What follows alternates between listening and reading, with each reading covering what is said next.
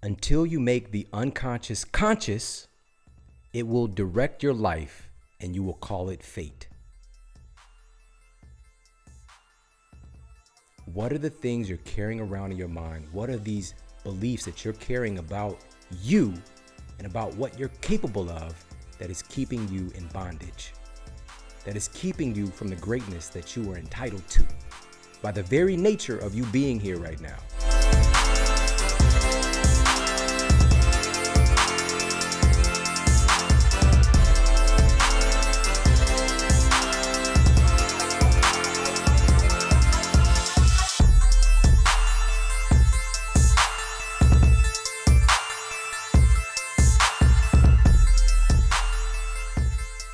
Welcome to the Model Health Show. This is fitness and nutrition expert Shawn Stevenson, and I'm so grateful for you tuning in with me today.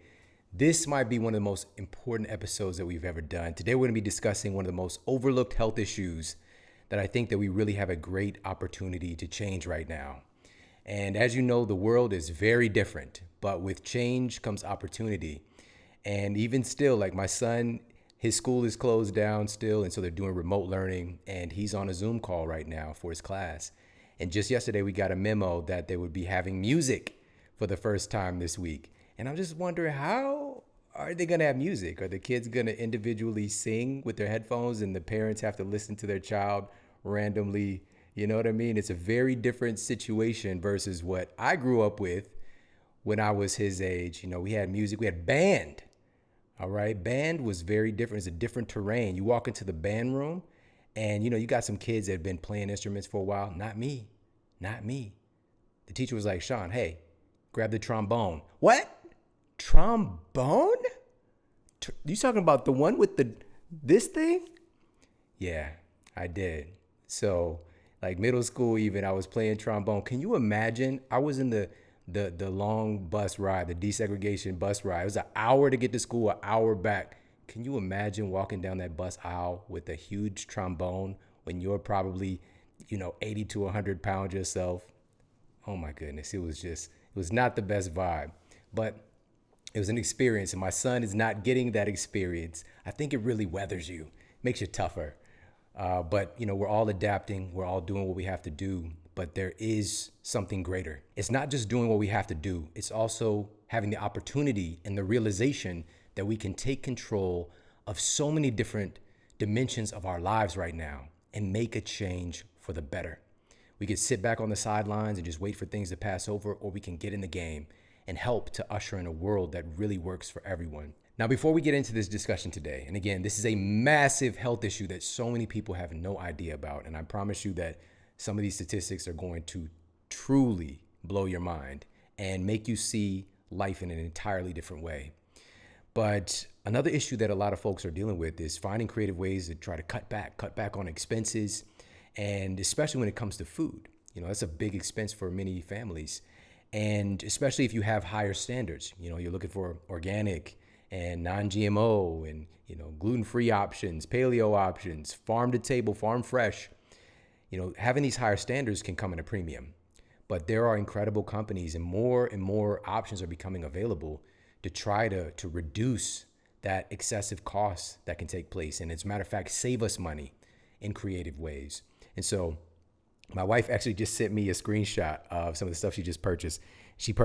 We get this massive organic, unrefined coconut oil, and also snacks for the kids, my favorite little paleo mayo, and home cleaning products, non-toxic, personal care products, non-toxic. And she sent me a screenshot, and she literally saved, I got it right here, $95.67 off of our grocery bill when she ordered groceries today from Thrive Market. Saved us $95.67. If we would have gone to a traditional, health food store, like Whole Foods, we're getting these products, the same stuff we'd be buying at Whole Foods from Thrive Market, for 25 to 50% off the retail price. It is a no-brainer to use this service. So please pop over and get your membership to Thrive Market. Go to thrivemarket.com/model health. Together as one word. That's thrivemarket.com/model health. And they've got everything you need curated from the best companies, whether it's non-GMO, clean beauty, safe supplements, non-toxic home, sustainable seafood. They've even got clean wines if you're trying to get your sip on. All right. All of that there at Thrive Market. And they've also started, and they gave us the option I saw in her screenshot that she sent me, the COVID-19 Relief Fund, which provides grocery stipends to families facing health or financial hardships due to COVID-19.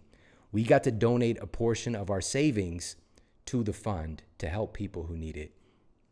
What companies are doing this? Not only are they saving us money, but they're also giving to the people who need it the most. So right now, if you get a 1-year Thrive Market membership, you also get access to a free gift of your choice. They provide different gift options every couple of weeks. And right now you can get a gift that's up to $22 in value that you get to pick for yourself.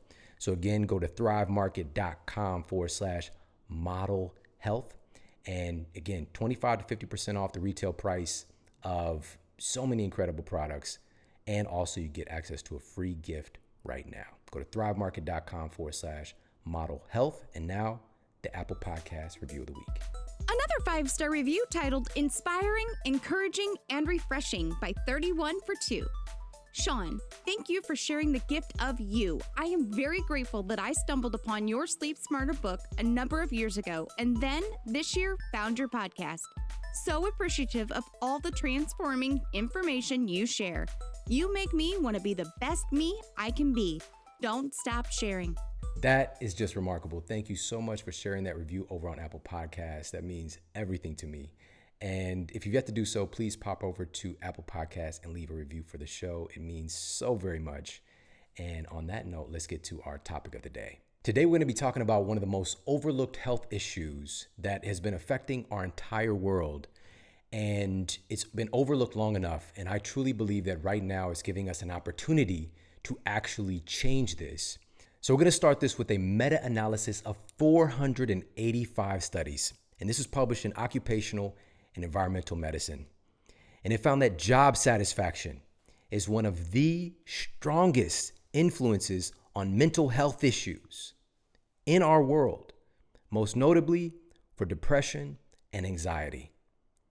The study noted a relationship also between our job satisfaction and physical health issues like gastrointestinal issues and cardiovascular issues as well. And this is echoed in several other studies, including a study that was cited in the Journal of Chronic Diseases, taking into consideration an array of risk factors, an array of vocations, and an array of income levels, uncovered that the lack of satisfaction in the work that we do is a significant risk factor for coronary heart disease.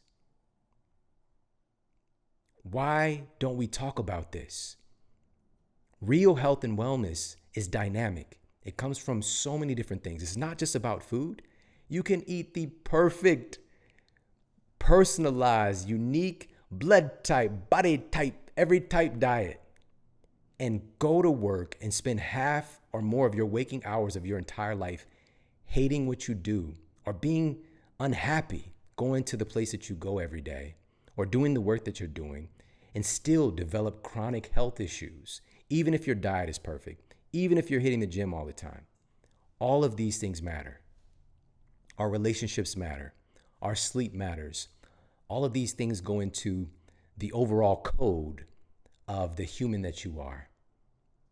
And this issue, more than any other time in our lifetime, is something that we can change.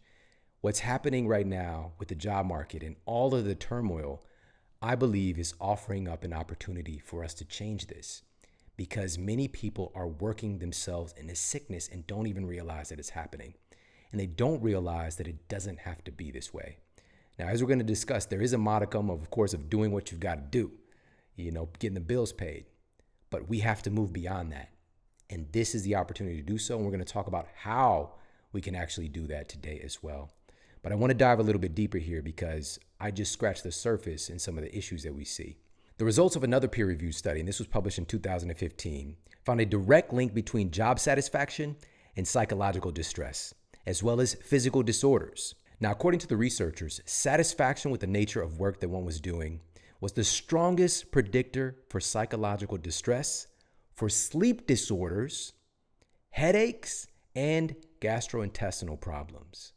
What?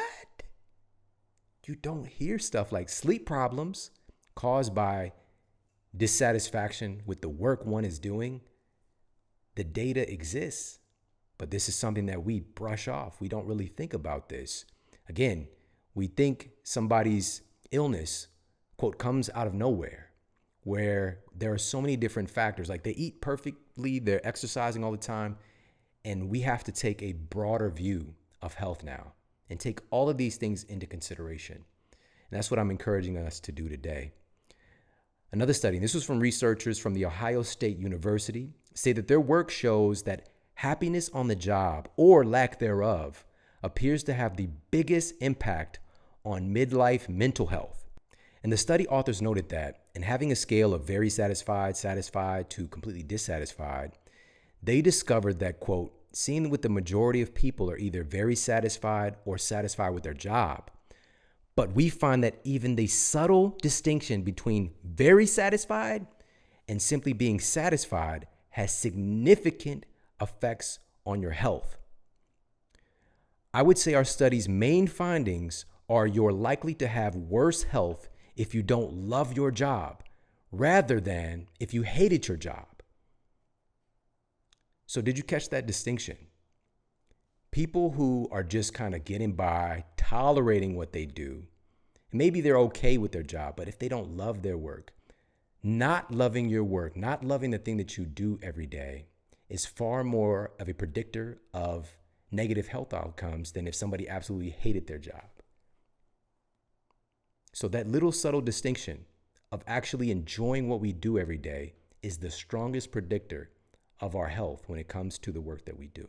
Now, the study authors also noted that job satisfaction levels in the United States have been consistently declining since the 1980s. And they said that, quote, the main reason is due to increased job insecurity. People are not sure if they will always have their job today compared to 30 years ago, end quote. Obviously, this is a big concern. The world is very different. Things are changing. You know, our parents or grandparents, they might go and work for a factory. My grandmother, for example, she worked at a factory. You know, it's a consistent job. You go and clock in. You know, my grandfather worked there as well. And you can expect to have that job for decades. And the nature of that type of work, you know, where we've really shifted from a labor-based workforce more to a knowledge-based workforce. And there's so much going on with technology that is just changing the nature of how everything gets done. And we have to adapt to it. We must adapt. And there are so many incredible opportunities for us to take advantage of the technology. But if we don't get this message, if we don't see that our happiness is plummeting, our satisfaction with work is plummeting, as our health is plummeting, there are multiple reasons why this is all taking place. It's not just about food, obviously a big component, but it's also about the work that we're doing and how we're investing our life force. We are all limited editions here on this planet, and how we invest our lives, that limited amount of time that you have here, the gift that you have here matters. And that's what I really want to get across today. There's another fascinating study, and this was published in the Journal of International Medical Research, found a direct relationship between our work environment and rates of obesity. We can look at all the top health issues that we're concerned about today and see a correlation between the work that we're doing and the manifestation of these diseases. And we've already touched on cardiovascular diseases, so issues with our heart. We've talked about mental health issues with our minds. We've also talked about gastrointestinal issues being tied to the work that we do. Our gut, those are symbolic to me. Our heart, what is our heart telling us we need to be doing? What is our mind telling us that we need to be doing? What does our gut say? The work that we're doing and how we invest our hours each and every day, our precious time here matters. And our entire being is trying to shift us to something else. Now, in addition to all of this, our current state of unemployment in the United States, according to the U.S. Labor Department, estimates that nearly 50 million Americans have had to file unemployment claims due to the social and economic shutdown. And this is along with hundreds of thousands of small businesses being forced to shut their doors. And over 100,000 small businesses here in the United States have already been forced to shut their doors permanently. And if you can just take a moment, I know some people are listening that have had to endure this and experience this, but if you can imagine people sometimes working their entire lives, or their family passing down the family business and doing whatever it takes to keep the business open prior to this pandemic happening, and then this taking place, and just really not even having a chance to keep your business going and to provide for your family. This is scary stuff. And we need to right now cultivate more of a sense of empathy and community and support, because we all need each other. Small businesses employ about 50% of the entire US job market, which is crazy to even imagine that. It really is the lifeblood of the American economy. And without small businesses thriving, our world just isn't the same. And there's a massive breakdown. And I want to talk a little bit more about that, because according to another study, and what we're looking at here is unemployment can create permanent decreases in our emotional wellness. And right now we've seen that unemployment rates are correlated directly, and this has been known for many years. When folks aren't able to work, rates of depression skyrocket, anxiety, suicide, homicide, all manner of mental health issues. But things that are overlooked: when folks are unemployed, there's upwards of a 50% increase in the risk of having a heart attack when we're not able to work. Being able to give value and to provide for our families is tied to the beating of our hearts, literally. And this is why this is such a scary time. But also, it's a time, again, of great opportunity. It just depends on the lens that we're seeing it through. But we do need to acknowledge the problem. Let's not act like it's not happening. Let's take a good look at it. Let's get face to face with it so that we can actually come to some real world solutions for these things. Now, researchers at Oxford University stated in a recent report that, quote, "The striking fact is that over time, people simply do not adapt to being unemployed. If you are without a job, your life satisfaction is permanently lowered," end quote. And the research found that even those who re-enter the workforce after a sustained period of unemployment never return to their previous levels of happiness and well-being. Quote, "You don't adapt over time," according to their data. "Even when you regain employment, there's a permanent scar as far as our well-being," end quote. Now, I don't like to hear anything about permanence, but this is what their data shows. I believe that no matter what has happened, no matter what we've been through, as long as our heart is beating, there's an opportunity for things to get better.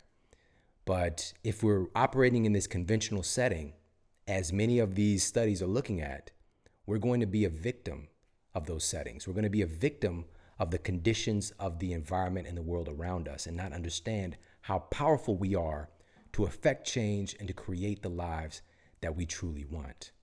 So what I'm really wanting to get across today is that doing work that we don't enjoy, doing work that we're not passionate about, can in fact kill us. This is what the data shows, but this is very counterculture. This is very outside of the paradigm of the things that are discussed. And right now, our society, the workforce, our economy is fluxed up. But that is such a great thing, because when things are permanent, when things have a level of certainty and structure, they're very difficult to change. But once the foundation is shaken, it gives us the opportunity to build something better, to build something new. And that's the opportunity I see right now. But we have to be aware that it's happening. We have to be aware of the sickness that was taking place prior to this time, and life giving us this opportunity to remedy it. Because what if this experience that's taking place right now is happening for us? What if it's happening for us? What if this is giving us the opportunity to fix a sick system where people spend half of their waking hours investing their life force into things that make them unhappy? I think we're so much more than that. As human beings, I think that we're so much more than that. But we have to be aware of it. We have to acknowledge it ourselves to be able to take control of our lives and write our own stories. And now, yes, there is definitely a modicum of doing what we have to do, right? Paying the bills. I know that probably better than most. And so what I wanted to do was to share some of my stories, some things that I've never shared before, and hopefully to provide some light in a dark time, some insights and tools, and also some inspiration to know truly that we can go from just getting by, we can go from doing what we have to do and create a life that we love, create a situation where we're getting up every day and doing work that fulfills us and that we're passionate about and impacts the world. I believe that we are all immensely gifted.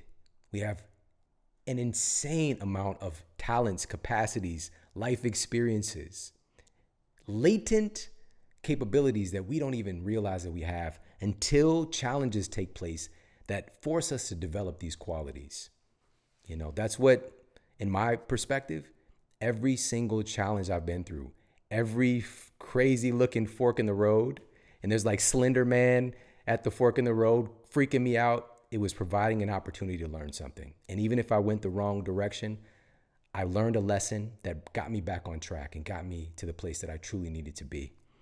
And so I've been in this field of health and wellness for 19 years now, coming up on 19 years. It's almost 2 decades. It's crazy to say that, absolutely nuts. 10 years as a clinician and working as a nutritionist, consultant, researcher, working with patients, work with thousands of people, and really seeing a great level of success in that work. And it's parlayed into so many other things, and me being here with you today. But this started with, coming out of high school and all of the struggles that I went through, coming from the neighborhoods that I grew up in. And we'll talk a little bit more about that. But once I did, it was like superhuman level things to just to graduate high school. I had the fortune of, I got accepted to every college that I applied to. And I went to a private university initially that gave me a bunch of scholarship money. And I decided, you know what, I'm going to go pre-med. Was this because I was passionate about science? No, this is because of the Cosby Show. That's how I chose my prospective career choice. Like, Sism Blasm, is like watching old boy, who shall remain nameless, I guess. But watching that and seeing, okay, I should be a doctor. That looks like something that is good and successful. I'm going to be a doctor just based off of an image that I got of a situation that I can identify with. So that was what it was. And I remember my first electives, and my university just happened to have a nutrition class, big auditorium style class. And, I signed up for that class within I think it was my first or second semester. And it was, again, this was elective. This was not required on the pre-med track. And I took the nutrition class under the assumption that nutrition meant fitness. That was the connection I had in my mind, was nutrition meant fitness. And the first day of class, the teacher walked in, and I immediately identified, like, I'm fitter than this guy. What can he teach me? And then I proceeded to not show up for the class that often. Literally, I would come to class. It was like Tuesday, Thursday, once a week, once every 2 weeks. That's just how I rolled. I was a test taker. It was one of those skill sets. Just give me the material. I'll show up, do it. I got an assignment. I'll show up and do it. I wasn't really abiding by the system and the structure of education. Like, it's just like, just give me what I need to know kind of thing. I had that thread then. I'm not saying it's good, but that's what I was doing. All right. But what freaked me out was the upperclassmen and, looking at pathology, and just once you start to research disease and sickness, it can really freak you out. So we've got the internet now. So if you've got a couple of symptoms, maybe like your throat's a little itchy, your tonsils swollen, maybe you got a little red eye, maybe I don't know, maybe your back is a little sore. You go and Google your symptoms, you're like, oh my God, like I think I have like tankitis, like something crazy, like some kind of random thing, and you fit the description, and we self-diagnose, and it can freak us out. But that was usually reserved back then for people who were medical students. And we start like kind of diagnosing each other, whether it's like physical health issues and mental health issues as well. We can get kind of wrapped up in that system. It was studying sickness. And even though that was my initial choice, I came to a realization after that first year that I absolutely detested science. I hated it. Hated it. This reminds me of In Living Color when it was Damon Wayans. Hated it. I hated it. And I had to come to terms with that. And what's so crazy is that I deeply love it. I think about science all the time. It's my boo. But it was the way that I was being taught. It just didn't feel good. It didn't inspire me. The way that it was taught didn't have any personal, visceral connection to me in my life. And that's part of the reason why I do this show today, is to make it connect for people, because there's so much beauty to biology. There's so much beauty to kinesiology. There's so much beauty to science that intersects with our lives every single moment that I later discovered. But initially, I switched my major from pre-med over to marketing. Why did I do that? Because of a movie? Because of Boomerang, starring Eddie Murphy. That's how I picked my next major. I saw Eddie Murphy, Strong J, like he's looking good, the suits. He had Robin Givens, Halle Berry. I don't know who to choose. I was like, I want to do what he does. He's fly. So I was like, I'll do marketing. It seems cool. They're like making commercials, whatever. So I shifted my major over. But life had other plans for me. This is during college. Shortly thereafter, my first year is when my health just began to erode. But it was already happening years in advance for the degree of damage that took place. Ultimately, when I was 20 years old, getting diagnosed with a so-called incurable spinal condition, basically severe advanced arthritis of my spine and my disc, with disc degeneration disease as well as bone degeneration disease, having broke my hip in my teens just from running because my body was breaking down from the inside out. But I grew up in such a sick environment, and the things that I was making my body out of and the way that I was abusing my own mind, my own brain, my own physical body with the way that I was living, like I just had no idea. I had no idea. But because of that, and we're not going to get too much in that story I've shared many times, going through that process of seeing how the healthcare system was completely backwards and just looking at treatments of disease and not what actually creates health, I became obsessed with finding out everything that I could about health in the human body. And these were the things that were not taught to me in my university courses. And I shifted back, began, studying biology and nutritional science and all that stuff again. But the education in that university setting was less than 0.1% of the knowledge base that I have today. But I wanted to find a way, how can I take this information and help people? Because eventually I completely transformed my health. I became healthier beyond, I didn't even know that level of health and joy and clarity was possible. I didn't even know it existed. And so many of us are walking around in a fog we have no idea that we're in. And when it's lifted, it is miraculous. You realize that not only do you look, feel, and perform better, but you realize how powerful you are to affect change. And I wanted to see that replicated in every person that I possibly could. And so for the beginning of my story, at that time when I had this revelation take place and I transformed my health, I was living in a one-room apartment in Ferguson, Missouri, trying to finish up my degree, sleeping on a mattress on the floor. Situation was not looking that sexy. All right, it was not looking that sexy. And I'm going from not being able to work because of the physical breakdown that I was experiencing, to now, like, when I got physically better, it wasn't just my body. My mind changed, or had to change, in order for the physical change to take place. So I began to see my relationships differently. I began to see myself differently. I began to see the work that I was doing in the world differently. Like I started to have this feeling like my time is valuable and I can do something. My grandmother instilled in me that I was going to do something great with my life, but I didn't know what. But I knew that I wanted to help people because when I was down, when I was broken, there really wasn't anybody there for me. And I didn't want anybody else to feel like this and to be told that there's nothing you can do about it, because I heard that from 4 physicians. And I know they meant well, but they told me this was something you're just going to have to deal with. I'm sorry, son, but you're going to have to live with this. And it wasn't true. It wasn't true. Now, taking action to start to do something that I enjoyed. I was just walking around campus, and a friend of mine from high school, it was actually a friend of mine's little sister, but she also went to high school with me. She came up to me and she was like, "Oh my God, like, what did you do? You look so different." Because prior to that, I was walking around campus puffy. I was Sean P. Diddy Combs. His earlier nickname was Puff Daddy. My name is Sean as well. I was on that Puff Daddy. I was puffy. All right.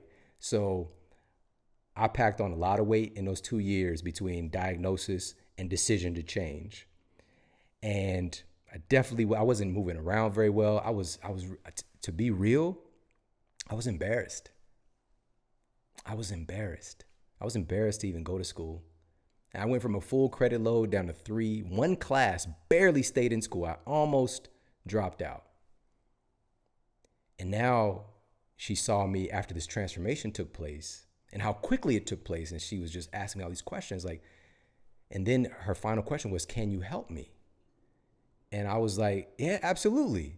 And then she was like, "How much should I pay you?" And my brain shut down. I could not believe that she offered to pay me for something that I would do anyways. I would love to go and work with her in the gym. And in my brain freeze, I just said, $7? Like, it even had a question mark at the end. I didn't even make it a solid statement. I said $7. $7 a session. And I thought that was something that was comparable to a type of kind of student job that I might be able to get at the time, But I was just like, I definitely can't say more than that because I would do this anyways. And so that was my first paying, quote, client, was $7 freaking dollars a session. And we had an incredible time. She was able to get some incredible results. I was just there for her, and taking just the data. I was studying a lot and learning about kinesiology and fitness and, getting certified as a personal trainer. I decided to do that. And it went from there. It was like, 1 client to 2 to 4 to 10 to 20 to waiting list. It got nuts. And there was these progressions that I had to go through mentally to offer my services and the value that I was getting, completely transforming people's lives. But I just didn't value myself as much. So I go from $7 to eventually it was like maybe 10 to like 12 eventually. Then eventually, of course, we got up into the, the 20s and, and so on. But it took a lot of time and a lot of inner work. But what I wanted to share with you guys was, even though I began to make more income, I would always find creative ways to get rid of that money.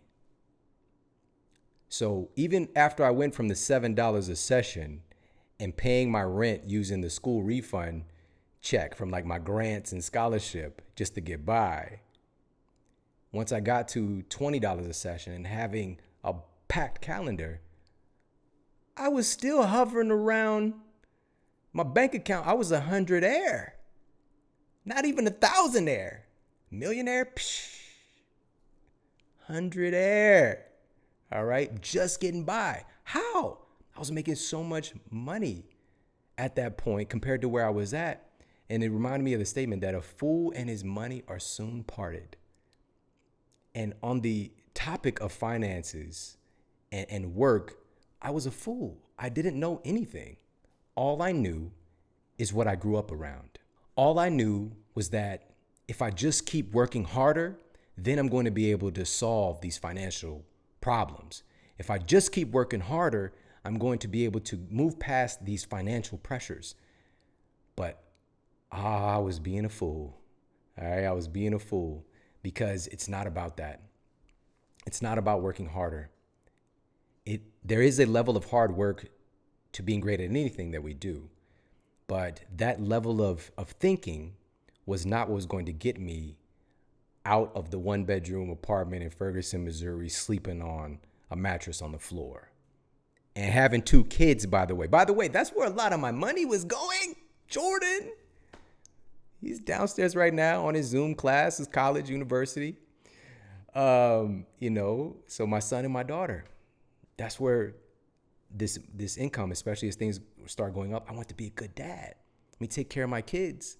But I'm still just not being able to break through that self-imposed limitation, because that's really what the real issue was. It was my unhealthy relationship with money. That is the thing that you cannot outwork that. You have to change it. You have to change that programming within your own mind, because success is not about hard work. Success begins with your mindset. Success begins with how you see reality. Success begins with your perception. Hard work, again, there's a level of hard work to anything that we want to be great at, but you cannot outwork faulty programming with your thinking. And so the thing that I needed to change that I didn't realize at the time was my money blueprint. We all have a money blueprint. And usually this blueprint is established during our childhood, and most of us never change it. Or we barely change it. We might change the blueprint a little bit, add on a little single car garage to our blueprint with money. But most of us, we get that blueprint and we continue to struggle, especially if we grew up around struggle. So for me, we were poor. We were poor growing up. What we consider, quote, poverty. And so me sleeping on the floor in my apartment, that's nothing new. But I never made that connection. That's what I did. Getting a bed frame that's an occasional thing. My kids are over, they're sleeping on the air mattress. And the air mattress had a hole in it. So every day we wake up, they're on the floor. They go from, a foot elevated off the ground to being on the ground. But the things that I grew up around and the messages that I grew up around were, my mom would say things like, I'm broke as a joke. Like, I'll be like, Mom, can I have some money, and go to, with my friend? Boy, I'm broke as a joke. Or, hey, Mom, can I, she's like, do I look like I'm made out of money? Programming. And also, we have food stamps. And so that would come around. It's the first of the month. You get those food stamps. I call it food stamp Christmas. Sometimes Mom give me a whole book of food stamps. This is when I think, there's card now, but this is when it was like actual like paper, so you can be like, like kind of, what is it when you at the strip club? What are you making it rain? You make it rain with the food stamps. All right. And, get that book, maybe $10 of food stamps, go to the corner store, rack up, ball out. All right. So, and WIC as well. This is where is Women, Infant, and Children's Program, I believe it's called. And, you get the government, cheese and milk and bread and those kind of things. And also we get food from food pantries. And we also grew up around this psychological condition and messaging of always waiting for something to come through, right? Income tax check. That income tax refund, that's when we get Christmas. Like literally, my mom told me so many times, I'm sorry, baby, when the income tax, it's Christmas. We're like, the Nintendo's out, Mom, go ahead. No, baby, I promise when the income tax check comes, we'll get the Nintendo. But that's the beautiful part too. It's like we still, my parents found ways to like make stuff happen. It wasn't always okay when we wanted it. But, finding those creative ways. And that's what a lot of families do. They hustle, they find different ways to make stuff happen for their babies. But income tax Christmas as well. It's food stamp Christmas, income tax Christmas. We'd always be, waiting for a settlement to come in. Settlement, get injured on the road or at work or something. Get that settlement check. Or an inheritance, maybe, somebody might, kick the bucket, maybe a little money come in, like waiting for something to come in, income tax check, a settlement, lottery, right? Playing the lottery, gambling. True story. The first time in my recollection, I remember stuff from like when I was 3 years old, 3 years old. I'm one of those weird people. Apparently, a lot of people don't remember those kind of things. But, my earliest memories of, quote, quality time with my stepfather, he would take me to the racetrack. He'd get lost betting on horses. I'm off somewhere with a couple of quarters, playing the arcade games. As our quality time. And it was like far from our house, too. So it was like it seemed like it was super far, but it probably wasn't that far. When you're a kid, it's just like, are we there yet? You know what I mean? So that was the quality time. And he blew our money so many times, but it's those one times when we get that money. When you get that money, you eat good. Man, live for that. But the reality was I grew up around these conditions. So my relationship with money was money is scarce. Money is hard to come by. We moved 10 times. 10 times. Not because we were trying to I want to live in Ibiza. I want to live in New York City. No, because we couldn't pay the rent. So we had to move. On to the next one. On to the next one. So moved 10 times. And you might hear this why didn't they just work harder? Man, let me tell you what my mother did. My stepfather, man, I've never seen anybody work. I've been around some of the most successful people, never seen anybody work as hard as him. My mother, she would sell her blood. Every opportunity that they allow for you to sell your blood, she'd sell her blood to feed her babies. She worked. She got a job. We're in not the best conditions. So she'd be the night manager at a Magic Market. Magic Market is like a kind of off-brand 7-Eleven, right? Magic Market. She worked the overnight shift. This is when I live with my grandma still, so I would come and live with my mom on the weekends. And my mom worked at Magic Market, so I go to bed and she leave, and in the morning she would bring me back a pack of baseball cards. Had the little gum in there. Loved it. I had some of those baseball cards up until we moved recently. And then my wife was like, I think she low-key just kind of threw them away. I don't know. I got to go look. But I might have had a fortune. I don't know. But it was like one of those little special things. But working in that situation overnight in poor conditions, somebody attempted to rob my mother. Knife. She was stabbed 8 times. She almost lost her life, but she was able to subdue the attacker.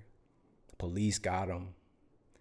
And I remember she told me the physician was like, your weight, because she was overweight, saved your life. If you weren't as heavy as you are, you probably wouldn't have lived.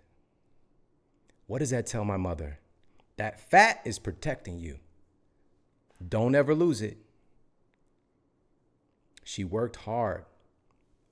The conditions that we were in kept finding ways to keep us where we were at. And we were doing that to ourselves as well. I picked up that programming. Money is scarce.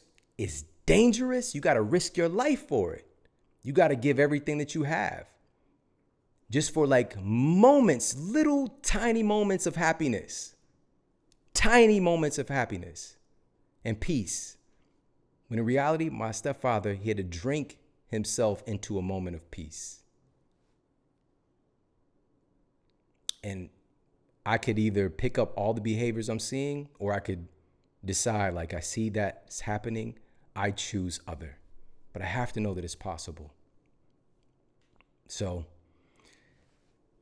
as I've dedicated my life to serving other people. I am on fire, and there's so much beauty happening, but I'm sacrificing my own well-being because I'm struggling to get by each month, and I'm taking care of everybody else. But the shift didn't happen, for several years. Even after I met my wife Ann, and she started helping and like managing some things. And it wasn't until my youngest son Braden just turned 9 years old this month, when this episode is coming out. It wasn't until, again, I'd been in this field for over a decade at that point, made a huge impact on people's lives in so many different ways. But when my wife was pregnant with Braden, and I've never shared this before, when my wife was pregnant with Braden, our gas got turned off at our house in Ferguson, Florissant. I was trying to have the American dream. Got the house, we got our cars. You know, I'm doing this work. I see that there's something more. Our gas got turned off. And the thing was, I had the money. I'd just gotten the money. But then something happened with the sending. We shouldn't even got that close. And to see my pregnant wife in the middle of winter in Missouri, and we're downstairs in the basement at this house where we had a wood burning stove. We used one time in the probably, 6, 7 years we lived there. I don't know how long we lived there, but I found a way to get that fire lit, and we had to stay down there that night. And it did something to me.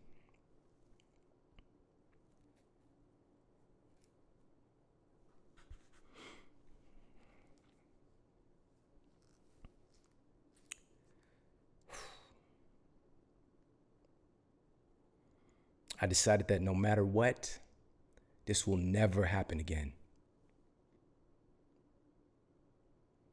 I was not going to have my children grow up with the same struggles that I grew up with. I had to change it. And I invested so much in helping everyone else. But I needed to really focus on me and my blocks, my limiting beliefs that I was carrying, and this was a statement that I would say to myself, I just want to help people. The money doesn't matter. It can be both. Because my family should not have to suffer because I'm so concerned about everyone else. That was backwards thinking. I need to take care of myself, my family, make sure that our structures are great. So it frees me up. It frees up my mind to help even more. I was being selfish in a strange, backwards way. I didn't know that I was doing it though. And so once that switch happened in my mind, and I decided I have to figure this thing out, no matter what, just like with my health. When I made the decision, it took 2 years of the most intense, miserable pain and suffering for me to actually decide that no matter what, I'm changing this thing. Unfortunately, it usually takes that for us as humans to get to that place where our backs has to be against the wall for us to change. It doesn't have to be that way, because we can change through inspiration as well, but it's usually through suffering. In that moment right there, and seeing the look on her face, I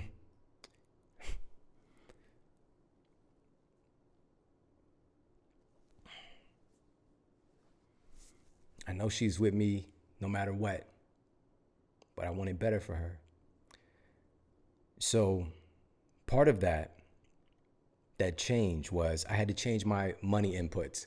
I had stacks and stacks, this incredible library of health and nutrition books, of kinesiology and fitness books, and all this incredible information. And I was a sponge, all right? As the French say. I don't know actually if they say that. Shout out to everybody listening in France. But I was just absorbing all of that. And I became, it was me. It was built in, it was in my cells. But I didn't understand anything about business and finances. These are things that are not taught to me. I took business classes. I took university level marketing classes. They don't teach you how to be successful in the real world. So I need to change my inputs and learn from people who actually have the thing or have achieved the success that I would like to see. And so I'll tell you where this shifted for me, guys. It was somehow or another we saw a commercial online as we're watching probably some nutrition video or something. But we were watching, some program online, maybe it's on YouTube, and I saw an advertisement for a program called the New Money Masters from Tony Robbins. All right, the New Money Masters. So this had to be, Braden just turned 9, so I don't know, probably about 9 years ago. And, Tony Robbins has been this icon in personal development, but also ridiculously successful in his life, in the real world, having, $1 billion companies, for example. And he was bringing forth this interview series with these people who were creating incredible wealth online, like doing stuff online. Now, for myself, I was offline, brick and mortar, working in a clinical practice, and I was being invited to speak at places. I was teaching classes, and I was making a huge impact through those mediums. But I became aware that there's this entire world online that I could be reaching and helping people. And I really feel like I have something special that people need to know. And this gives us the tool to do it. But watching the New Money Masters presented this, listening to the different people, this concept of creating like a niche site, for example, and we were straight up into it, like, okay, and we need to solve these money issues. So we're going to create, one of the ideas was like a dog training niche site where you get like an ebook or whatever. And we really start to invest our time into doing that. And just like a couple of days into it, I just stopped and I had a nervous laden conversation with my wife, because it just didn't feel right. I was like, babe, I know that it looks like we can make money doing this, but it doesn't feel right. I think that we can do this and create something online that is aligned with my mission and who we are and how we serve people, and to help people to really change the world in a positive way through health and wellness. And fortunately, she agreed. Now, this was going to entail a lot more work because we didn't have that exact blueprint for creating a quote niche website. But we created my website, and, it was incredible. All of the designs, and like I had friends who would see the website, colleagues, and like, Shawn, who did your website? Who did your website? But it's this concept, it's this field of dreams concept that we have as well, that if you build it, they will come. If you build it, they will come. The website has been released upon the world. Come, everyone. We've got incredible articles, and, we've got different products and things that I love that you can get access to. And there's affiliates, and now we're going to have a little bit more income coming in. Didn't happen. That's not how it works at all. I'm not going to say it was crickets, but they were like grasshoppers. You feel me? Like they're saying, you wouldn't be able to tell them the difference that well. It's Jiminy Cricket's cousin, Grasshopperless. All right. So now here's where it changed. There's another major component to changing my inputs that I was fighting with, that I did not want to let go. And I'm talking about, I was holding on to dear life to this idea, this limiting belief that was it was literally keeping me from achieving success that was possible for me. And this was this idea of, it's not what you know, it's who you know. It's not what you know, it's who you know. Like I would hear this and it would disturb me, because I'm like, nah, it's not who you know. Absolutely not. I should be good enough that my results speak for themselves. It's not who you know. And with the who you know thing, I would think in terms of like nepotism, right? Favoritism because of who you know. And so I would fight against that. And I decided, you know what? I'm going to know so much that it's not going to matter who I know. But in reality, all I'm going to be is a guy who knows a lot by himself. It is our relationships. That's reality. That's how the world works. We are here together. But I grew up with this kind of lone wolf, vibe mentality because of my environment again. Like we really didn't mess with a lot of people. Like my stepfather, he had maybe like one friend, per decade, and they had their lane that they were in. Like we just didn't mess with a lot of people. Of course I have friends and things like that, but it's just like, we can't depend on people. Like very much so of like always keeping an eye out, like a distrust. And also this idea that I have to do this, no one else can do it. It's kryptonite for so many incredible people. And we just think that nobody else can do the job like we can. And so we try to do all these different jobs, right? Instead of just working really in our gift. And so I had to open myself up to trust. I had to open myself up to inviting people in and having relationships. And it was like scary. I didn't realize this until years later, how quickly things changed. Now, I was already making big inroads and making big waves with the content that I was creating and what I was putting out into the world, and actually helping all these different companies that I really wasn't that closely affiliated to make income, because people were buying all their, these cool superfoods and things that I loved. And somehow something happened where there was like a training taking place for some of the, the organization there, some of the people who were part of the company. And there was this speaker for the company named Jim Quick. All right, Jim Quick, accelerated learning expert. I've had on the show, I think he has the record of the most amount of times being here on This Is My Home here on the Model Health Show. He's just been such a game changer in my life. And they were telling him about this guy, Shawn Stevenson, that everybody kept talking about. And under normal circumstances, I don't think that this connection would have happened, because I just wouldn't have been listening, to be honest. But he invited me on to help to train the people who were in the company. And it was like breathing to me. I tapped into something that I didn't even know I had that capacity. And it was such a harmony. And in that moment, Jim Quick, he was like already an icon, doing incredible things. And now I'm starting to connect with people who are doing incredible things that I had never had access to before. And that exposure, number one, changing my inputs of the things that I was learning as far as income, opening myself up and understanding that it's the greatest asset that you have. I'm going to tell you this straight up. I hope that you get this. The greatest asset that you have is something called ROR. All right. It's not ROI. It's ROR, return on relationship. Your relationships are the most valuable asset, I promise you, in the world today, by far. Those who have healthy relationships and a diverse array of relationships are the ones who are thriving right now, or at least not hitting the skids. All right. So ROR is incredibly important. And then coming out eventually to Jim's place in California, and I walk in, he was holding I think it was a housewarming party. And I think I maybe had been to Los Angeles once before, but my eyes were like too big and just like not really able to get what was happening.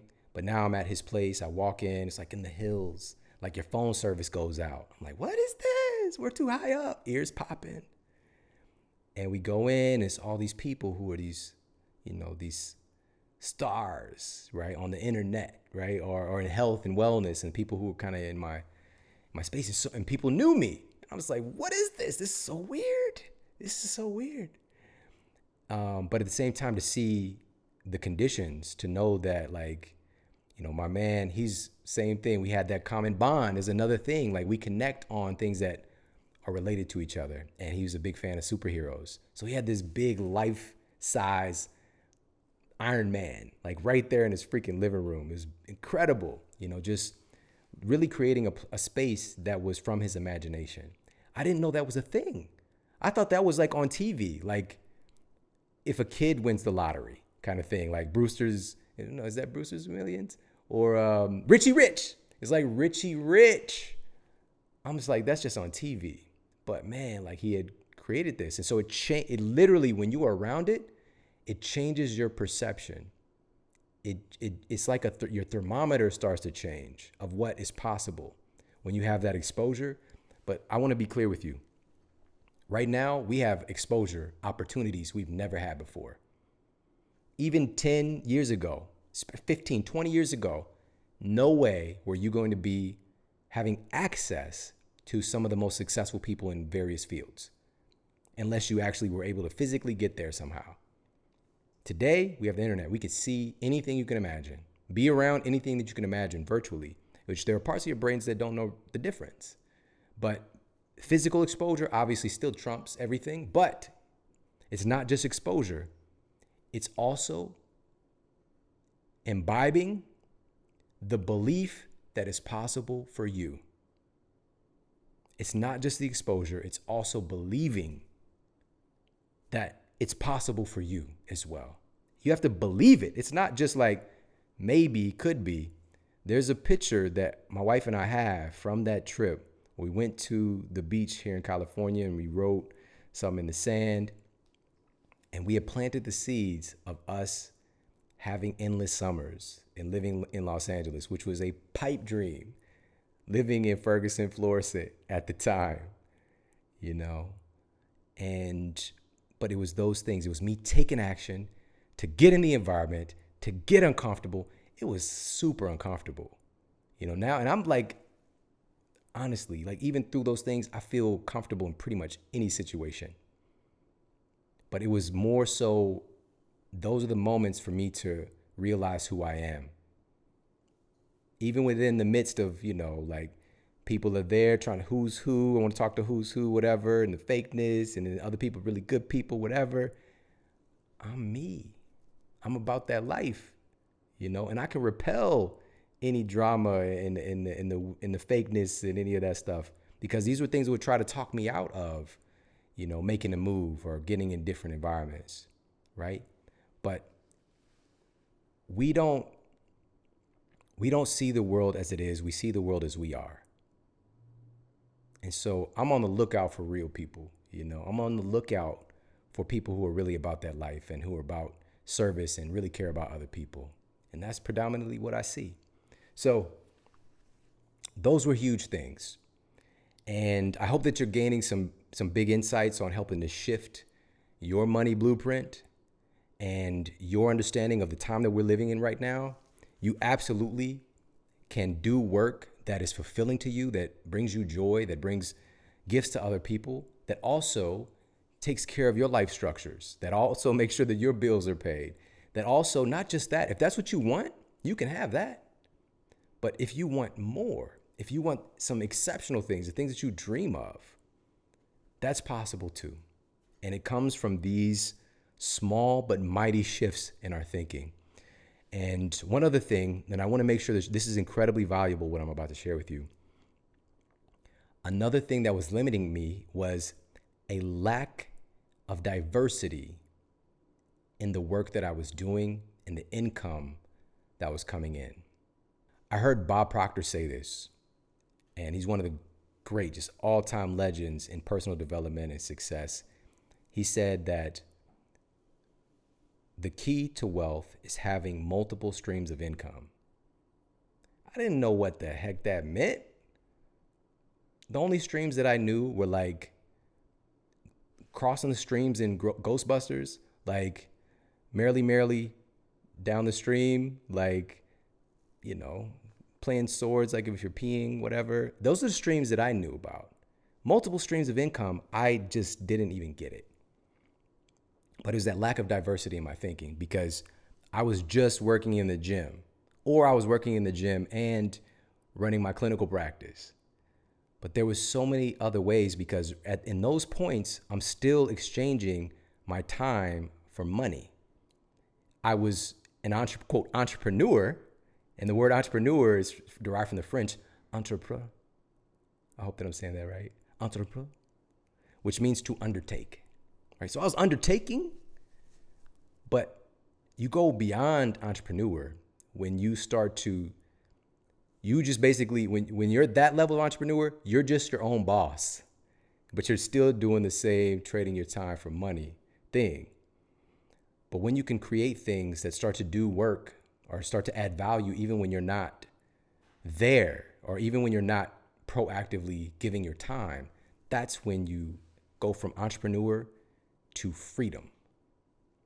And so with that, in addition to opening my clinical practice and working as a nutritionist and consultant, working with businesses, things like that, I was teaching nutrition classes and cooking classes. Now you can start to scale it a little bit because it's not just one-on-one or one-on-two or three. Sometimes a class would have 20 people, 30 people, sold out classes, group coaching and group fitness training.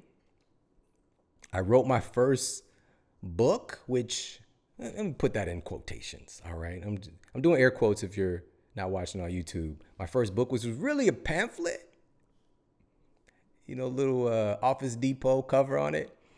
But I would have actually forgot about this, but a friend of mine recently, who's a doctor, he bought the book when he came to one of my classes. I was just like, I can't believe you bought this book. He was like, it was great. Really? But that was, I teach a class and then, 5 people might buy this little pamphlet book because they're so inspired, maybe, $10 or $20, whatever it was scaled. So it was that. I began speaking at more events and eventually getting paid to do it. But of course, at first I was just like, let me speak. You got something going on? I got you. But it was a speaking event, funny enough, and I'll share this story another time for something special that I want to tell you about later, but of how the Model Health Show came to be. But it started at a speaking event is when the inception of the podcast happened, was while I was speaking at an event. And that if I didn't say yes to that event, this wouldn't exist. And that podcast, by the way, I'm from Missouri. This is not the hub of entertainment and glitz and glamour of the United States, right? From being from Missouri and having a show and coming from where I come from, to have this show to be the #1 health podcast in the entire country many, many, many times over is an absolute miracle if you're looking at this on paper. But there was very specific reasons behind it. Very specific things helped to make that possible. So that happened in the podcast, of course, becoming an umbrella of so many other incredible things. But I created an ebook. It went from the pamphlet book to an ebook to eventually like self-publishing a book to eventually the book deals, and everything just kind of evolved. But I had to take each step and keep diversifying the income, right? And that's the thing I got from Bob Proctor, who's been on the show. Bob Proctor has been on this show 2 times. Oh, it's so crazy. So many of these people that I learned from, pretty much every person that I'm thinking about over the years, whether it's in health or success and finance, relationships, these are all people who are friends today or colleagues of mine. And it's freaking me out a little bit right now, actually. But this is what's possible, guys. This is what's possible for all of us. On paper, I have no right to have overcome any of those things. But it's not because I'm special. It's because I have said yes to the capacities that are within me. You have incredible gifts and talents and capacities, so much within you, dreams that need to be fulfilled that you have to say yes to. In order to say yes to those things, we have to let go of the things that we prop up and hold on to as the reasons why we can't. We have to let those things go. We have to, cut the cord on that anchor and just let it go so we can actually take off. So, and I just shared a couple of the diversity things that we did, but always adding value. How can we serve? How can we help? With that premise, and not coming from the hustle mentality that I grew up around that prevented me from doing those things, because it's just like, I don't want to take advantage of a situation. I just want to help people. I get it. Like somebody's like, I get it, Shawn. I get it. Like that's who you are. That's your heart. That's your core. We also have to make sure that you are good so that you can be even greater at the thing that you are here for. So right now, I really want to share this because it's been on my heart. Some of the things that I've been able to see and experience, and recently Chadwick Boseman passed away, and he's done so many incredible things in his lifetime. I mean, just remarkable things that are going to live on for many years after this moment. You know, playing these iconic figures in history. It's playing Jackie Robinson and James Brown, Thurgood Marshall, bringing these characters to life in a way that only he could. And of course, being this iconic Black superhero in this universe getting created and giving the ability to have exposure for people who just, again, all I needed was to see something. I decided to do pre-med because of the Cosby Show. Marketing because of Boomerang. That stuff matters. It's powerful for many of us. It's the access that we get. It's the only story we get. So to see people that look like you on screen, and the entire cast and the director, and is just really remarkable, you know, what Black Panther meant. And because of these things that I'm sharing with you today, when that movie came out, I was able to rent out an entire movie theater and bring in students from low-income neighborhoods so that they can see the movie that they might not have gotten an opportunity to see in the movie theater. Man, it's so powerful. I still have, man. The kids sent me all these letters. And the person, you know, the teacher who helped me to put it together is Ronnie Lee, who I mentioned before on the show. He's been through a lot as well. We met at UMSL, you know, in college. And, you know, similar stories, you know, with our family members being on drugs and just coming up from very trying situations. He's an incredible teacher and light for these kids. So it's just amazing to be able to do that.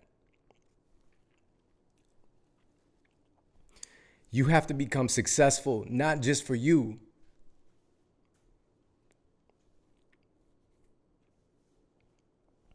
but for your family, for your community. You can help so many people if you stop playing small.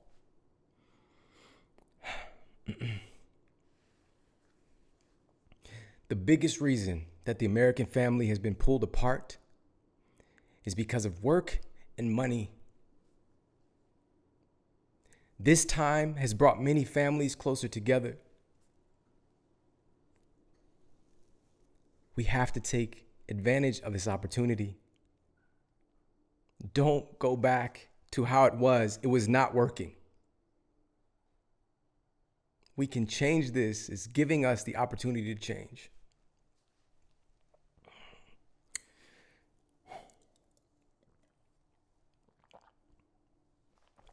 I had to get my sip on this glass, courtesy of a friend. It says, "Own your awesome." Thanks for the message. So, let me give you some specific tips now. Number one, you must have more than one source of income. You must have more than one source of income. If something ever happens again with the workforce, if something ever happens again with the economy, you will be able to ensure that you are not a victim to having one source of income, and you'll be able to pivot more easily. I've seen it. I've seen it. Let this be a lesson to you. And you fully have this capacity to make this happen. I know you do. Number two, community, people, relationships are a most important factor in success. It's not even close. Your relationships have the biggest impact. It is the biggest determinant on your health, your happiness, and your success. We have to get ourselves proactively around good people who keep us lifted up and remind us of our greatness. It doesn't mean it's always easy. It doesn't mean they're just going to say the things you want, but they call out and require and demonstrate to you something greater. It's the most important thing. Number 3, you have to let go of your limiting beliefs that are keeping you from what you want. Do you know how powerful you are? Do you really know how powerful you are?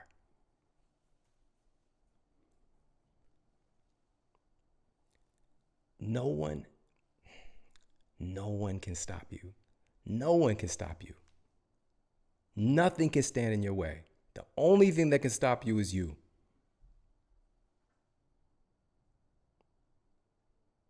And to truly supersede and to move beyond, we have to get rid of these limiting beliefs that you're carrying. Carl Jung said, until you make the unconscious conscious, it will direct your life and you will call it fate.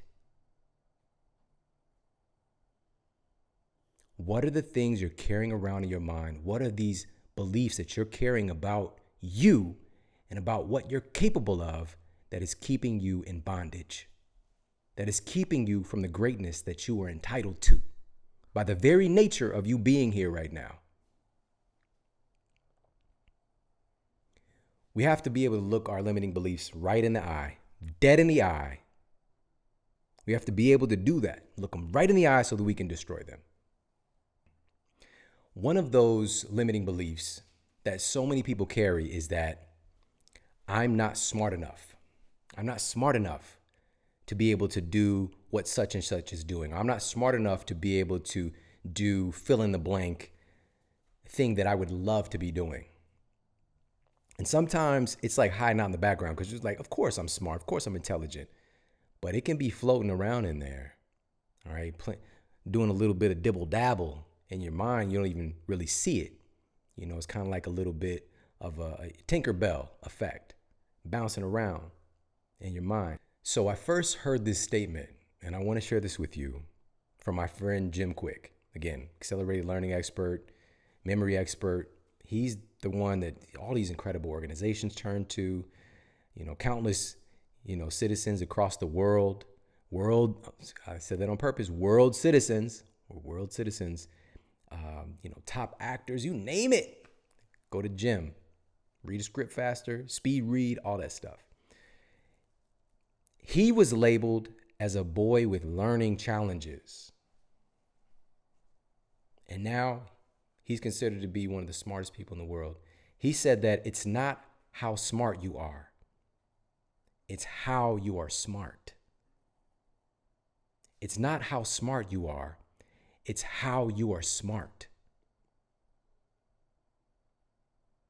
In our system of education, you're supposed to learn this rote memorization. It's these different subjects. We got science, we got history, we got social studies, right? We got these subjects that we have to learn. Rote memorization, not necessarily any creativity or dynamic thinking. Even within the parameters of literature, there's so many different rules you have to fit into for the professor or for the teacher or for what they were told. You have to fit into those boxes. And if you aren't doing those things, if you're not good at the rote memorization, then you can be led to believe that you are not smart. You're definitely not in the context of what society believes. But somebody who is dreadful, like when it comes to math, like nightmare. But maybe they are an absolutely brilliant artist and create the most amazing pieces of artwork. Maybe they, you know, struggle with science. It's just like doesn't land for them, but they're an incredible writer. And so it's just like we start to label ourselves as we're not as smart as, because you're supposed to have this broad range of cookie cutter things that you're, quote, good at or intelligent about to be labeled as smart. And we allow this to happen to our children. It's not how smart you are, it's how you are smart. What are the things that you are innately good at? What are you not just even good at, but what are you interested in? Because that's where you might find your gift. I was not, quote, good at science, but I became interested in it. Things happened in my life to trigger an interest. And as I dove into that interest and I was able to explore that, without judgment, it unlocked a superpower. And that superpower has literally changed the world. So please understand, it's not how smart you are, it's how you are smart. And the things that you have a draw to or an innate ability within, that's where your genius lies, or where you have a great interest in, and allowing yourself to have the interest and not talking yourself out of it. That's where your greatness lies. A quote that's often attributed to Albert Einstein says that everyone is a genius, but if you judge a fish by its ability to climb a tree, it will live its whole life believing that it's stupid.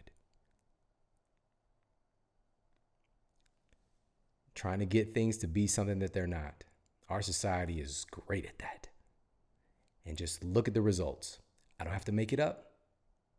We are right now sickest nation in the world. Every single health issue has continued to climb. Every mental health issue. We're trying to treat symptoms instead of the underlying issues. We have to get our citizens healthier. We have to allow ourselves to do things that we enjoy, that help us to feel valued, that help us to feel like we're able to contribute something meaningful, and that brings us livelihood. We have the right to be happy. And that message needs to be instilled in our children. Another big limiting belief is that I don't have enough education. For some people, that is their barrier to entry in the first place. Like, I don't have enough education, I'm out. Just talk themselves right out of something that they would love to be doing. A life that they would love to be living. I don't have the education. Other people, it's not enough education ever. Well, I need another degree. I got degrees on degrees. My degree keeps me satisfied. So it's never enough. I don't have enough to be able to serve, to be able to give my gift, to be able to do something that I enjoy. It's a limiting belief that we're carrying. We have to break out of that. We even have to change our definition of what education looks like. Again, look at the results in our society of the way that our education system is structured. I don't have enough, fill in the blank. I don't have enough money. I don't have enough connections. And the funny thing about money is that we always find a way to get the money when we have to. If it's something that is a pressing, absolute must, we have to come up with the money, we always find a way. We always find a way. But when it comes to the things that we really want to do, I don't have enough money. I don't have enough money for that right now. I'm going to save up, I'll get to it, whatever. We start coming up with these stories. If you had to get the money, you would find a way. Now, there's obviously many other limiting beliefs that come in the form of I am not enough or things that I don't have. But once those things are broken down, there can be a level of truth. There's different levels to things. But when you start to realize what you do have access to, your ability to think beyond your circumstances, to be creative, and to start to take steps in the direction, because we stop ourselves before we even get started when we start to list all the reasons why not and why we can't. Another issue, right now we need more people who are doing real world effective work in the health space. We're dealing with a crisis of health that's being magnified right now more than ever. And a lot of people are holding back on taking action because they're like, well, I'm not healthy to the degree that I want to be yet.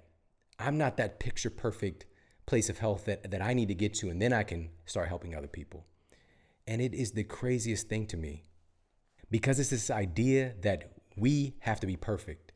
It's this idea that everything has to be perfect and in these perfect ideal conditions for me to be able to do this work. And the reality is, things will never be perfect. The goalpost keeps moving.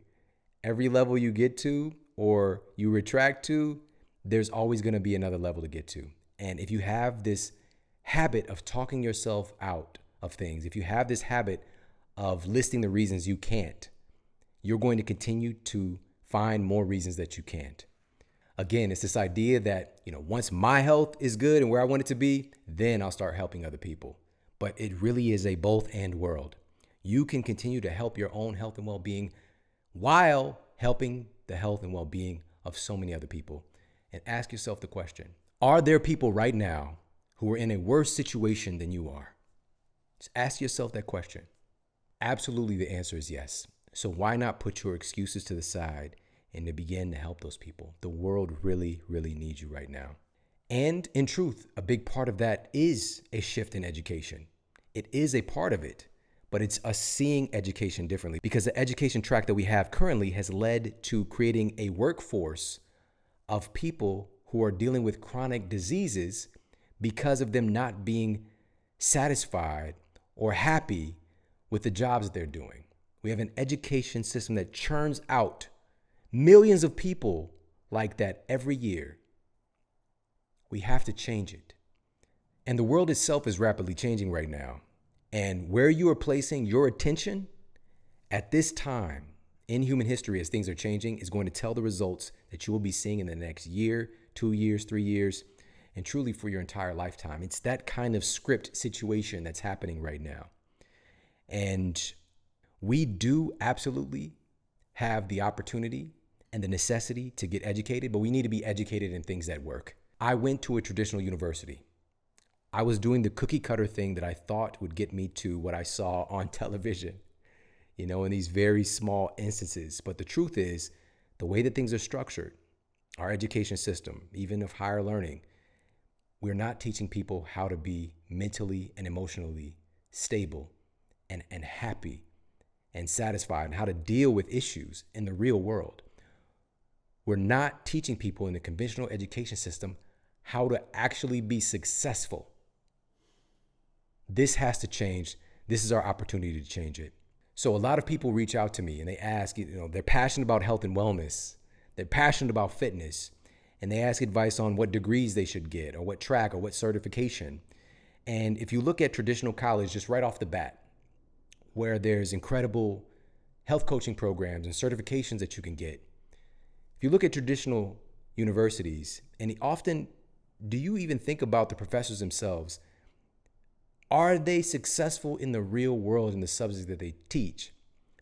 A lot of my clients, when I was still working at the university, were professors. And most of them didn't achieve any success in the real world in the thing they were teaching. International business. It was one of my clients. He was teaching international business, but the stuff that he shared with me, he sucked at international business. The little bits that he would do, little sprinkles. But it's more so he went, got his education, and then was teaching the things that he was taught, but not actually seeing it in the real world. You need to learn from people who have done the thing that you want to do. It's very simple. It should be Captain Obvious, but it's not the way that things are structured. And so when people ask me about education right now, I think that looking at the situation that we're in and what COVID-19 has taught us, and looking at the latest data here in the United States, affirming that 94% of the people who've died, who were found to have COVID-19, 94% of them had an average of 2.5 chronic diseases. It is a major risk factor in susceptibility to infectious diseases and all manner of other things. But we're not addressing this core issue that makes us susceptible as human beings, as a society. But I promise you that attention is going to shift. It has to, or we're not going to make it. It has to shift. And I'm standing up for that. And I know that you are too. And the way to go about this right now more than ever is if you look at what's happening, conventional education versus this emerging, rapidly growing, it's one of the fastest growing fields in the entire United States, and it's the field of health coaching. The field of health coaching has grown by 38% in the last few years alone. And the field is expected to grow another 21% by 2022. And in that time span, the health coaching market is expected to grow by at least 1.7 billion. Just in the next couple of years, but billion with a B. To do something to actually add value and change the conditions that our society is seeing. And that field is growing. And I'm very much on practicality. Is this really what's needed? The most recent data shows that approximately 60% of Americans want to have a health coach. If those survey numbers are extended out and even remotely accurate, that's about 197 million people who'd love to have a health coach. That's a lot of people. We need more people doing this work and being of service and helping the greatest issue facing our world today. And it's tied in. It's not just helping this health crisis, but the hidden health crisis of people getting up every day and spending half of their waking hours doing things that they do not enjoy doing things that suck the life force out of them. What if you can do something that brings you joy, that you're passionate about, and help to solve this great health issue that we need to solve right now as a human family? And over the years, and having access to all these incredible people and building these incredible relationships and seeing the different types of education, seeing the gaps in them and the different systems and certifications and degrees, it really became very clear that not only do we need an exceptional training in nutrition, that's Captain Obvious, so you should be learning from the best people in that, but also the tools and how do you actually translate that knowledge into helping another person? Because those are skill sets that can be taught. We need both of those, but here's the other ingredient that is, it's unbelievable how widely it's overlooked. And I would have so many healthcare practitioners that I've worked with over the years, physicians and nurses and even, health coaches who go through other programs, other certification programs, who are coming in to my office and working with me for various reasons and sharing with me that they're struggling on the business side because even though they got this education, no one taught them how to be successful. No one taught them how to create a sustainable business where their life structures are taken care of so that they can give their gift and do the thing that they got into it for, which was to help other people. We need all of those things.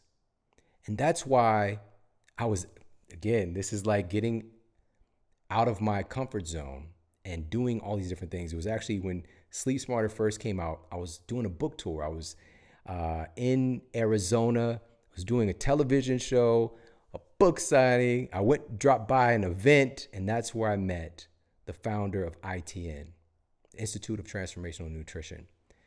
And I started to dig into their coursework and also their students and looking at the students that were coming out of there and their level of success, and it was blowing my freaking mind.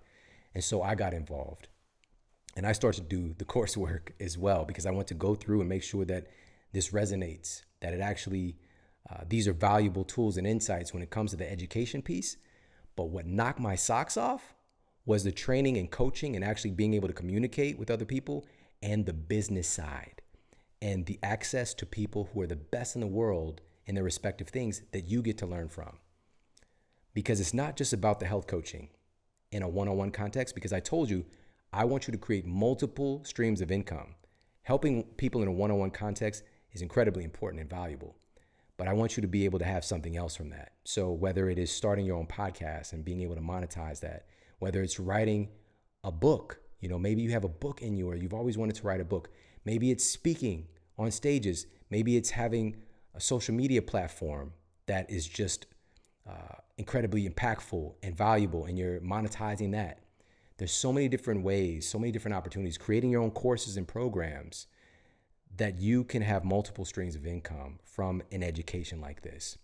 And so, number one, this is the time to do it. We have to put all the excuses to the side. If you're passionate about health and wellness, even if you are working in a different type of field in health and wellness, getting this education can be game changing and offering another service to your client base. But just a couple of the reasons that ITN is so exceptional, and I truly do see it, it's like the Ivy League of health coaching schools, but you get personal support. You get a personal mentor. You get live coaching labs. That in of itself is worth like thousands of dollars that you get included in your education. Business building labs. The student community is phenomenal. I've never seen anything better than this. And also the support and the team and the faculty and the alumni support. Man, you've got Dave Asprey is like a household name, Bulletproof Coffee, all those things. These are the type of people who are on the faculty there that you get access to learn from. Like as far as like maybe you want to come out, have your own product. Wouldn't you like to get some insights from him? Right? Again, this is one of the things that really sets it in a league of its own, is that you get access to learn from the very best people in the world in their respective spaces of health and wellness. So whether it's with being an author, whether it's with speaking, whether it's with product creation, you get to learn from the best people. And it's absolutely priceless.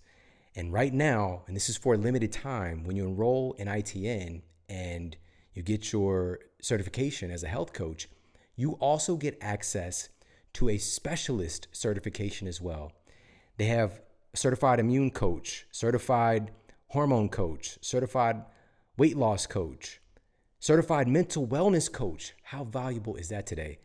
These specialist courses, and these are all in line with all this teaches you the regulations to operate within this space in conjunction with conventional medicine as well, because we're not stepping on any toes. You have to learn how to do this stuff in the right way so that you are staying within the bounds of what we can do.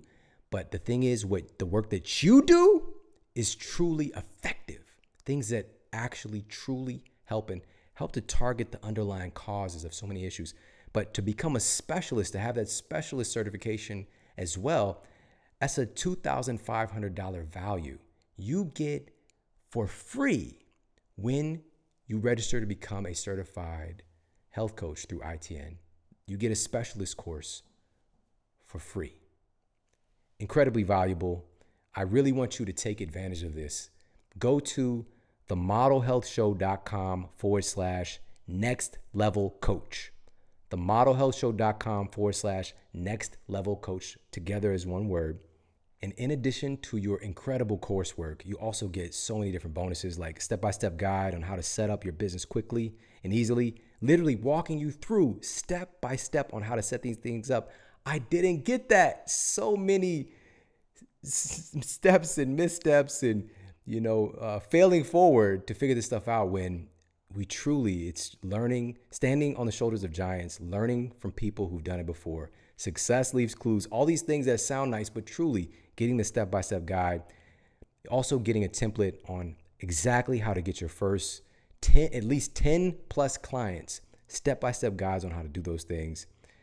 If you want to have things going through your website and create an awesome website, I actually had these ideas of, if you build it, they will come, but that's not how stuff works. So especially today, learning how to get traffic to your website and to convert into getting clients and being able to provide your services, whether or not you want to write an ebook or have courses available or to teach classes, whatever the case might be. So these are just some of the bonuses. It's all going to be there for you at themodelhealthshow.com/next level coach. But I also want to share something else with you, because I want to make sure this today is the day that everything changes for you. We need good people out here who are working to change the conditions of health and wellness in our country. It is a must. You are needed, and this is the time to actually take action to make it happen. So I want to do something very special, and I don't know if I'll ever do this again, but for those students who sign up for their certification, to become a certified health coach right now, I'm going to give you access. I'm going to do a private group session, a masterclass on book writing, publishing, and marketing that you can take part of, or I'm going to do a masterclass on building a powerful podcasting platform. All right. So I'm going to do 2 masterclasses. You're going to have access to be able to choose one or both of these bonus sessions with me. So it's going to be a live masterclass and Q&A session that you're going to have access to. And I'm going to be doing those within the upcoming weeks. So when you're listening to this, take action. Go to themodelhealthshow.com/next level coach. And ITN has made this so simple. You can get access. Again, this education is worth tens of thousands of dollars, but they've made it so affordable and even put it into monthly payments that you can actually make monthly payments to get your education. And you can start making money now. You don't have to wait until your coursework is completed. And they give you the templates and the support to help you to do that. So you can start making income and doing things that you really enjoy doing. All right. For just a couple $100s a month, you can get this education, get this certification. You can start to be around some of the most successful people in the health space and learn from them directly.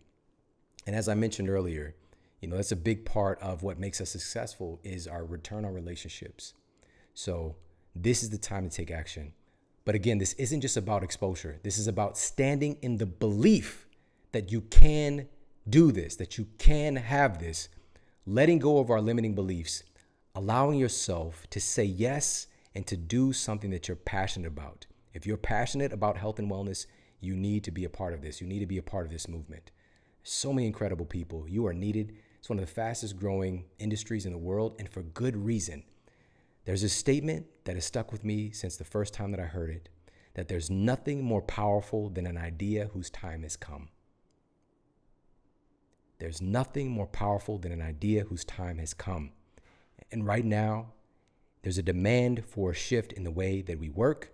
There's a demand for a shift in the way that we take care of ourselves, in the way that we take care of our families and our communities. And this is how to be a part of that change. So I want you to see it. You have to envision it. What does your life look like a year from now? How do you feel? What kind of work are you doing a year from now? You have to see it. Because having a vision isn't like a map. Having a vision is more like a compass. It continues to direct your thoughts, your feelings, and your decisions, even when you seem to get off track, back to the destination that you visualize. You have to see it. What type of work are you doing? Are you writing? Are you speaking? Are you doing television appearances, radio appearances? Do you have your own popular podcast? Are you teaching amazing classes? Do you have a book on the bookshelf? You have to see it. You have to see it. What does your income look like? What are you making? What does your bank account look like? What are you making each year? You have to determine what that is. You have to claim it. You have to see it. Get rid of the limiting beliefs. What does it look like? How do you feel physically, mentally? What emotions are you feeling? Are you happy, excited, feeling peaceful, feeling empowered? You have to see it. Michael Beckwith shared that you don't describe what you see what you describe. So now is the time to begin to describe the life that you choose to have moving forward. What do your relationships look like? We have to be clear on our intention and start to create that new vision for our lives starting today. Another powerful quote that I love is from Terrence McKenna. It says that nature loves courage. You make the commitment and nature will respond to that commitment by removing impossible obstacles. The first step is having the courage to say yes, to step up, to create the life that you were here to live. And I'm so grateful for you hanging out with me today, and I hope that I added some value, some insight, and some inspiration, and also an action step. Because again, this is a limited time, and I want to be able to provide these master classes because I want to see more of us win. We have to do this together. All of us, we have to work together to change this. This is the time in human history. We are writing what the history books are going to say decades from now for our children, our grandchildren, and generations beyond. We have to change the system of education and the system of health. And it's up to us to do it. I appreciate you so much for tuning in today. Again, head over to themodelhealthshow.com/next-level-coach. And we've got some epic powerhouse episodes coming your way very soon. Take care. Have an amazing day. And I'll talk with you soon.